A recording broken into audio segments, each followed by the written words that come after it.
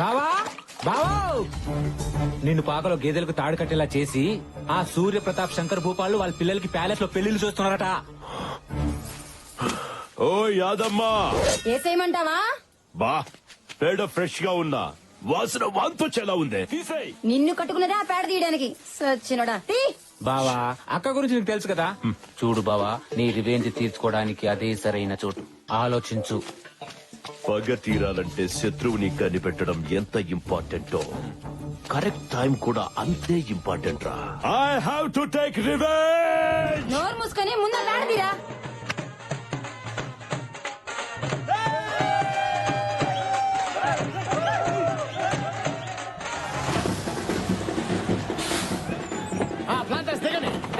రండి సార్ రండి, ఇదే రాజా ప్యాలెస్ రండి. ఆహ్వానం లేని అడుక్కు తినేవాళ్ళ వీడిక్కడంటే వాడి సంగతి మీకు తెలిసిందే కదా సార్. మీ ఇంట్లో వెస్టర్న్ టాయిలెట్ కట్టించారు విషయం తెలిసి అది కట్టించే వరకు టాయిలెట్ కూడా వెళ్ళలేదు. అంత ఈగో వాడికి. అలాంటిది మీ అమ్మాయి పెళ్లి గ్రాండ్ గా ప్యాలెస్ లో చేస్తుంటే వాళ్ళ అబ్బాయి పెళ్లి మాత్రం ఇంట్లో చేస్తాడండి. సార్ మీ ఎనిమి. అవును, ముందుగా మనం బుక్ చేసుకున్నాం కదా. అవును కరెక్టేనండి సార్. మీరు కళ్యాణ మండపం మాత్రమే బుక్ చేసుకున్నారు సార్, మొత్తం ప్యాలెస్ అంతా కాదు.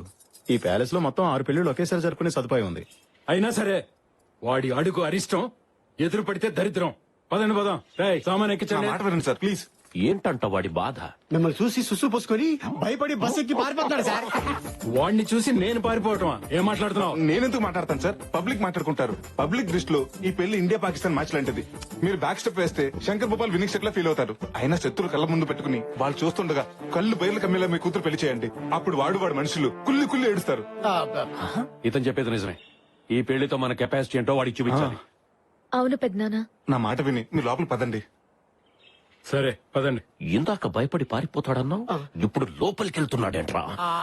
ఏముంది బొక్క, వాళ్ళకంత సీన్ లేదు. లోపలికి రాని కుమ్మేద్దాం అని తీసుకెళ్తున్నట్టున్నారు బావా. బావా మీ రేంజ్ ని తట్టుకోలేక కుళ్ళి కుళ్ళి ఏడిస్తారు. అసలు నా అరేంజ్మెంట్ చేయడం లోపల చూద్దరు కానీ పదండి.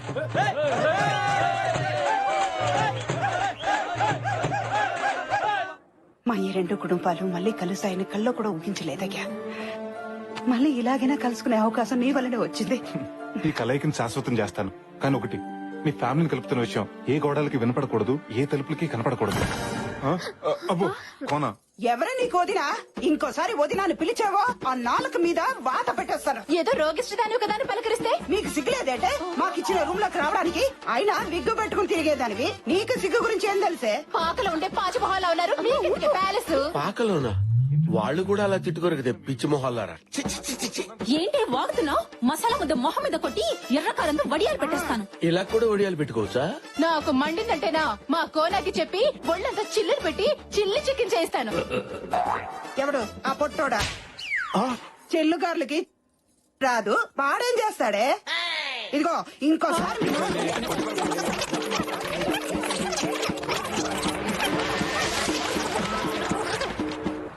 ఏంట్రా అసలు ఏం జరుగుతుందిరా ఇక్కడ? ఇప్పటిదాకా టీవీ సీరియల్ ఆర్టిస్ట్ లాగా సెంటిమెంట్ పండించి సడన్ గా కొళాయి దగ్గర కొట్టుకున్నట్టు నువ్వెంత నీ బతుకంత ఆ బూతులేంటి కోతలేంటి? అబ్బా మీరు మరీను. ఇది డ్రామా అన్న సంగతి మీకు తెలియదు కదా గురుజీ. నాకెందుకు తెలియదా? ఇది డ్రామా అని మీకు తెలుసు, వాళ్ళకి తెలుసు. వాళ్ళకి తెలిసిన సంగతి మీకు తెలుసు, మీకు తెలిసిన సంగతి వాళ్ళకి తెలియదుగా.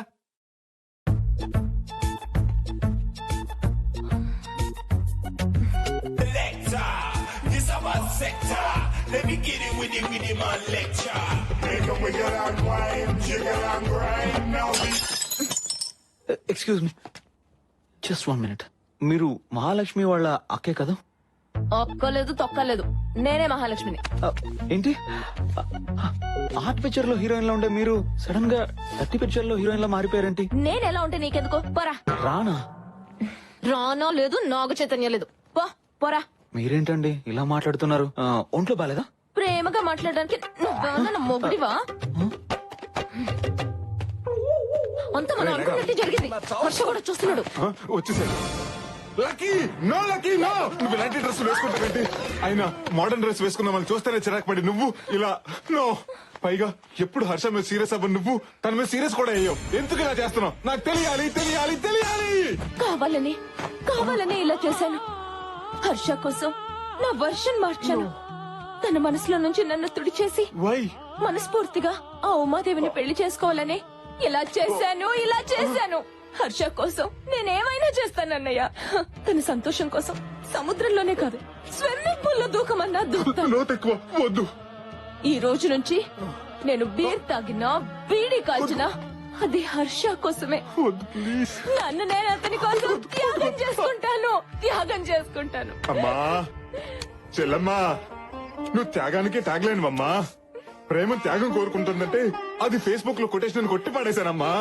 కానీ హర్ష సంతోషం కోసం నీ ప్రాణం త్యాగం చేస్తుంటే హర్షించకుండా ఉండలేకపోతున్నానమ్మా. నేను హర్షించకుండా ఉండలేకపోతున్నానమ్మా. చెల్లమ్మా, మీ ఓవర్ యాక్షన్ చూడలేక ఇక్కడ దస్తున్నాం. ఒరేయ్ హర్ష హర్ష, ఏంటి హర్ష హర్ష, మీరు చేసిన పెర్ఫార్మెన్స్ చూసి అప్పుడే అని ఎక్కేకి ఏడ్చి వెళ్ళిపోయాడు.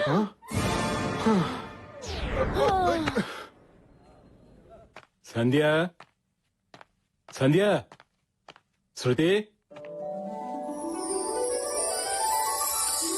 Happy birthday daddy. Happy birthday గారు. Thank you. హ్యాపీ బర్త్డే అన్నయ్య. బావగారు happy birthday. Many many happy returns of the day మావయ్య. Thank you. All the best బావగారు. థ్యాంక్ యూ బాబు గారు. నా బుజ్జి బుర్రని ఒక ఆలోచన మజ్జిగలా చిలికేస్తుందిరా. వెంటనే నిమ్మక పెట్టుకుని తాగి. ఏంట్రా అది? సూర్యప్రతాప్ పుట్టినరోజు సందర్భంగా శంకర్ భూపాల్ బట్టలు పంచితే ఎలా ఉంటుంది? ఆ సూర్యప్రతాప్ ఊహకందనంత ఘనంగా ఈ పెళ్లి జరిపించి చూపించాలి. ఏయ్, ఈ పెళ్లి ఘనంగా చేయడానికి ఎవరిని నెత్తిలేసినా వాళ్ళని చిత్తు చేసే సూపర్ ఐడియా నా దగ్గర ఉంది. ఏంటది? ఈ ప్యాలెస్ లో 50 మంది పనులు ఉన్నారు. వాళ్ళందరికి బట్టలు పంచావనుకో, ఈ ప్యాలెస్ లో ఏ పెళ్లి జరిగినా ఈ పెళ్లి గురించి బ్రహ్మాండంగా చెప్పుకుంటారు. సాయంత్రం సిటీకి వెళ్ళి బట్టలు తెచ్చి అందరికి పంచి పెడదాం. అలాగే అలా జరగడానికి వీల్లేదు. అలా జరగకుండా ఆపడానికి ఛాన్సే లేదు. వాళ్ళకంటే ముందు మనమే బట్టలు పంచాలి. అంటే పెళ్లి కొన్న బట్టలు పంచాలి. ఇప్పటికిప్పుడు కొత్త బట్టలు ఎక్కడి నుంచి తెస్తాం బావా? ఇంకోసారి బావా అన్నావంటే మక్కలు ఎరగదీసి మూల కూర్చోబెట్ట. మీ బావ చెప్పిన దాంట్లో పాయింట్ ఉందండి. ఉందా? మనం పెళ్లి కొన్న బట్టలు పంచేద్దాం. ఆహా, ఇమ్మీడియట్ గా పనిచేద్దాం. దండాలండి బావగారు. నువ్వేంటి? అంటే అది పనోళ్ళందరినీ పరిగెత్తుకురమ్మని కబురెట్టారంట కదా, వచ్చేసా. ఈ చీర అమ్మాయికి ఇచ్చేయండి. ఈ చీర పెళ్లి పనులు బాగా జరుగుతున్నాయి కదా. ఈ రోజు నా జీవితంలో మరచిపోలేని రోజు. ఇదిగో బాబు. పుట్టినరోజు శుభాకాంక్షలు అయ్యా. ఏంటారా బయటికి శత్రువులు అంటారు. ఒకరు పుట్టినరోజుకి ఇంకొకరు బట్టలు పంచుకుంటారు. మనకి ఎందుకురా, వాళ్ళల్లో ఒకటేనంట. బట్టలు పంచుతున్నారు కదా, తెచ్చండి. అసలే నా చేతులు దొరకవు.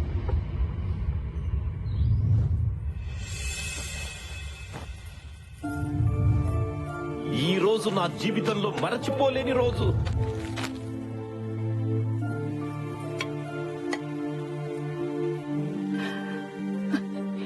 ఇప్పుడు ఇది మీ చేతికిచ్చేవాళ్ళం.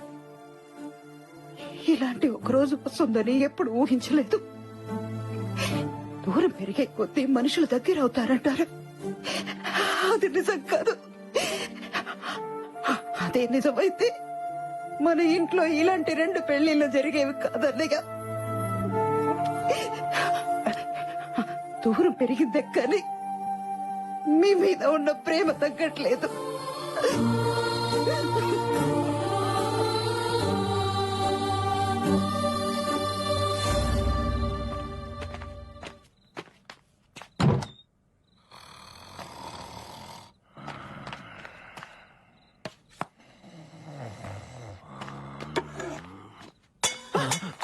ఎవరది? అన్నయ్య చూసారా, అన్నయ్యకి మాట పట్టింపు నోటి వరకే కాని మనసులో లేదండి. అందుకే తనే ఒక మెట్టు దిగి వచ్చాడు. ఆపు. నిద్రలో ఉన్నాను కదా అని ఏం చెప్తే అది నమ్ముతాను అనుకుంటున్నావా? అయినా మనం పై గదిలో ఉంటే మెట్టు దిగి ఎలా వస్తాడు? మెట్లెక్కి కదా రావాలి. ఎలా వస్తే ఏంటండి, ఆయనే అన్ని మర్చిపోయినప్పుడు మీకు మాత్రం ఎందుకండి ఈ పంతాలు? మీరు ఎంత కాదన్నా మీ స్నేహాన్ని తను ఇంకా మర్చిపోలేకపోతున్నాడు. అందుకే ముందు మీకే ఇవ్వాలని ఉంచిన ఈ మొదటి శుభలేఖని తనే స్వయంగా తీసుకొచ్చి ఇక్కడ పెట్టెళ్ళాడు.